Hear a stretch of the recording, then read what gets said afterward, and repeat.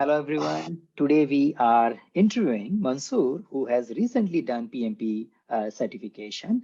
And as you know that in the recent time, PMI has changed their exam content outline and there's a new PMP exam. So we are trying to decode that new PMP exam and Mansoor is helping us in doing so. Now, before we talk about other things, Mansoor, why don't you give a brief background about you? So thank you, Mr. Bansal, for first of all having me on this. Yes, I have completed my MCA, so I'm done my masters in computer application in 2003. Then I'm part of the IT industry as a developer. Then after a few years, like since 2012, I moved to Qatar, the government Ministry of Public Health. So where there is a large implementation is happening here. So from there, I moved into the management role. So yes, project management is part of my life since last 8 years, and Mhm. that too, all the government projects are based on the PMI standards. So Okay.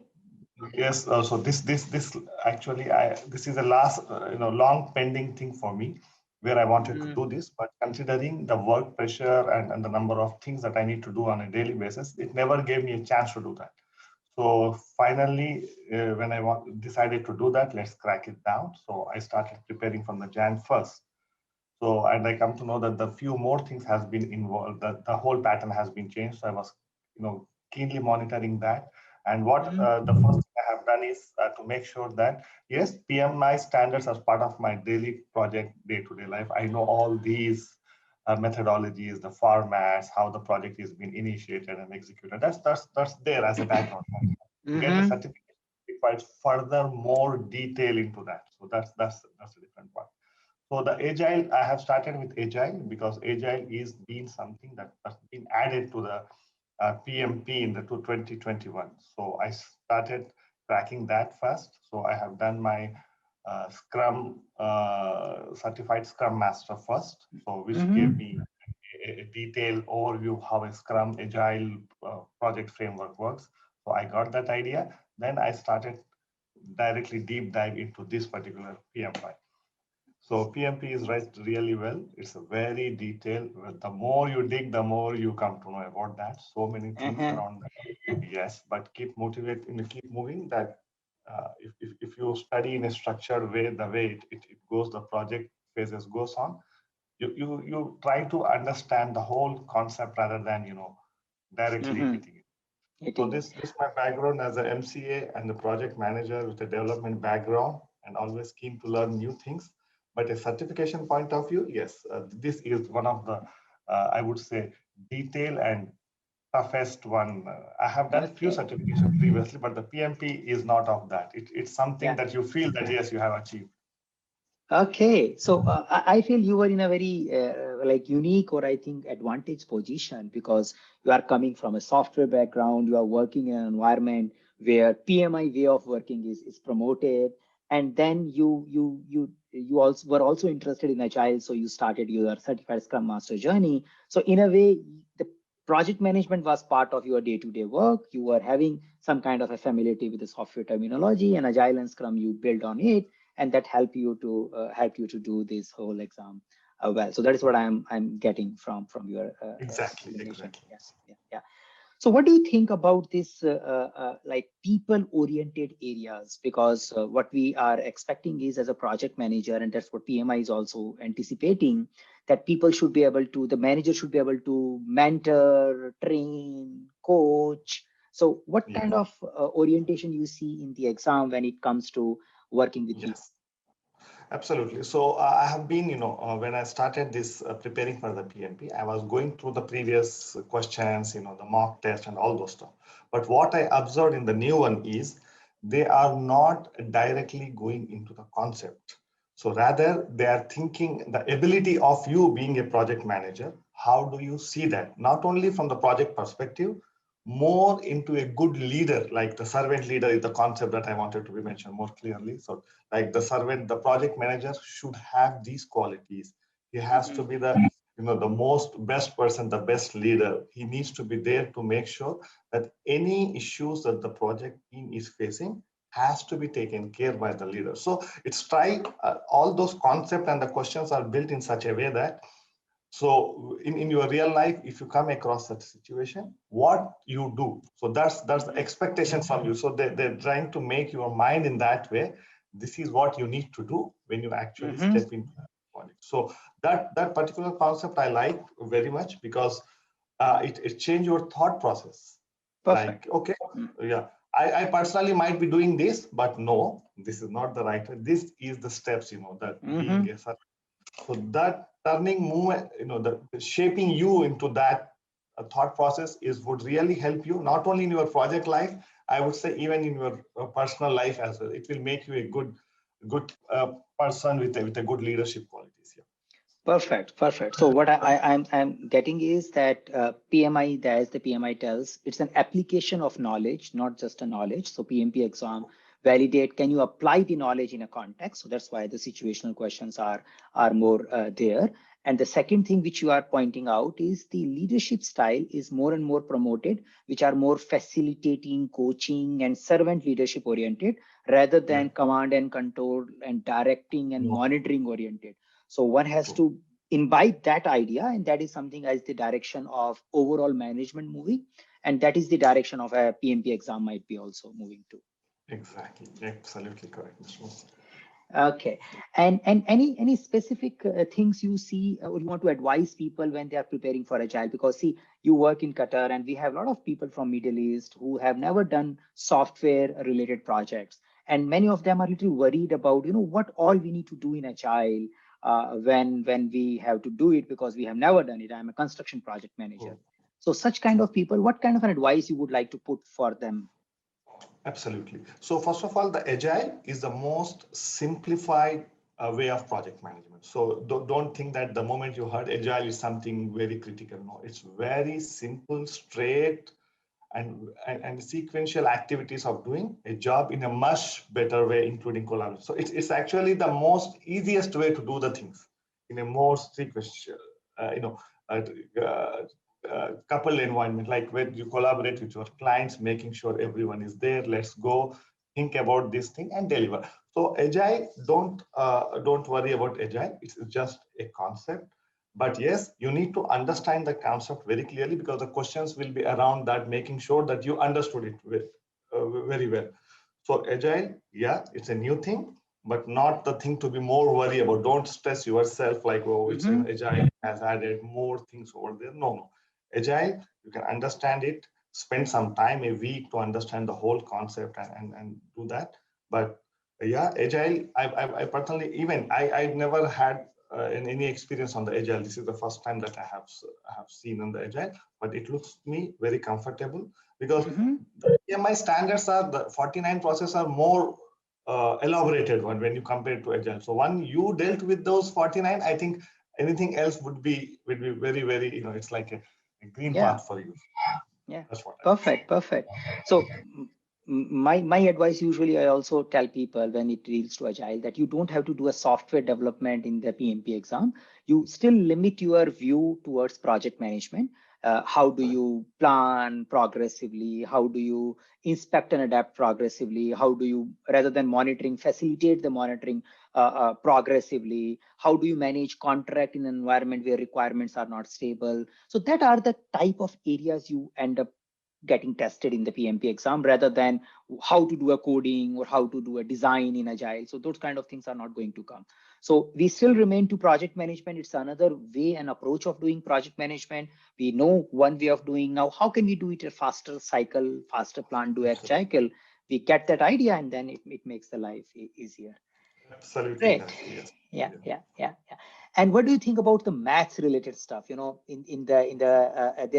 a time where Yeah. people used to get 20 plus questions on maths, and they end up learning about the critical path and earned value. And now we have agile way of doing scheduling also, agile way of doing costing also, and overall percentage of processes is also shrinked. So from like a good to 50% is only there, and inside 50% there is everything is fixing. So I am Agree. anticipating the maths focus should go down. What is your advice or observation related to it? Yeah, I'm absolutely with you on that. Even if you look at my preparation, though I am from the math background, I'm dealt with all those things. But yes, First of all, I would say, yes, the number of questions come around this mathematics has been significantly reduced. As I heard previously, the people used to get like 15 to 20 questions, but I personally did not got those many. I have, I think, had one or two at the maximum. That too, not to do a calculation, rather you need to understand the terms. For example, what is the SPI if your project is having so and so SPI or CPI, some other thing, and you tell me how do you report that or translate that number into your project report kind of thing. So they don't ask you to calculate that, rather to understand what that number means. So they don't here, they are not here to test your calculation or the mathematics skills, rather and making sure that you understood what those numbers means. So, and one more thing also, like even my strategy for those formulas and all those stuff, very simple. So people, the moment they look into the formulas, they're more confused. You know, it's a formula, it's a math. They stress themselves and try to, remember them or by heart them and all those stuff. Rather than, I would say it's a simple basic math like the subtractions or a division.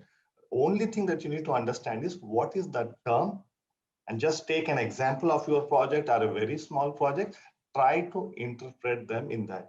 What is you are doing, what is the budget at completion. In this way, if your actual cost, plan one, which is very basic numbers like below 100 and all those stuff, which would be easy to calculate, easy to understood. The moment you understood those concepts, I would say you don't even need to remember that. That's how you flow with your example. Okay, this is what he's asking, this is what where we are, and this is what we need to understand. So I would again very strongly suggest that yes, maths, we need to, don't worry about that, but make sure you understand what it is that what does it mean. So that's very important. Perfect. Very, very, very useful advice. And I could see over a period of time, even last 1 year, the composition of maths was progressively reducing. And I see, as you are saying, the focus is more about management interpretation rather than preparation of data. Earlier, maybe 3 years ago, 4 years ago, it was more focused on can you prepare a report so that other can understand it. But now it's more focused on, as a project manager, can you understand and interpret this information and make some Yes, judgment based on it and move forward. Yeah, so that's what it absolutely, is. Yeah. And absolutely. I do see that the critical path methods and all gradually are becoming less and less used and not that extensively used. We have agile way of scheduling. So I also anticipate their composition may only go at an understanding level again. Okay, what is possibly a critical path or something, rather than you end up doing all the calculation, which might be Exactly. needed. Yeah, yeah, All those boxes have gone. You don't have to spend much time over there. But yes, you need to understand what happens when you, they might be asking a question like in your project, you are on the critical part. If something comes, how do you like a resource yeah. crashing? Yeah. You can adjust. So they don't go into how you evolve. Rather, what they do is now in this situation, now you tell me how you can, by understanding the concept, how do you interpret? So that's so Perfect. understanding the concept is really, really important. So that's very Okay. Okay. And any insight on the business domain? Like, could you recognize the questions which were coming on the business domain and what you yeah, feel about the business domain space? true. First thing that I personally felt that it's been a long time for me to sit an exam for 4 hours. So this is not my daily thing. So I did mock test, but not in a row of 4 hours. So the moment I start the exam, I realized that the exam, all I think 90% of the questions are the scenario based. So first they will explain a complete scenario of the project. It's an hybrid or it's an agile, it's a mix or whichever. Then they will say you are a project manager. Now in this situation, what's your next step? What would have been to avoid that? So it's all thing is making sure that you are, they take you to that situation. From there they will expect you to what is the step or how you manage those decisions. So that's one thing. And and second, my observation that I wanted to tell for everyone, it looks like the time management is also something that they are testing from you. So maybe in the I'm not sure, but in mock exams I found few of the questions are like a single liner or a straightforward, that you can see the question, you can understand, and you can just pick the answer. But in these new questions, almost all the questions are lengthy, like 90% of the questions are multiple lines and a scenario based, and it's a time consuming for sure. Mm-hmm. So make sure that you plan your time very well. For me, I ended up like the last 10 minutes to answer at least 15 questions. So I was a bit stressed in the last minutes of the thing. But however, if we plan that, if we practice that, so I think that's initially, because I normally in my mock test, I used to clear exams in 2.5 hours to 3 hours. But in the real exams, I don't think so. Okay. So what I'm hearing is that people should plan for their time management well by doing more and more practice of a lengthy questions, and also doing a practice at a one stretch can bring that endurance. And because after 2 hours, you also start feeling stressed, so your performance may start going down. But if you've practiced for a while, then you find all those feeling familiar, because you have seen before what happens after 3 hours, what happens after 4 hours. So you find it familiar, and then it doesn't stress you, and probably you pass. You remain, at least you do a better judgment. Pass fail depends upon preparation, but when you are not stressed, you do a better judgment. Good. Yeah, this is what I wanted to discuss. Anything else you wanna share or something?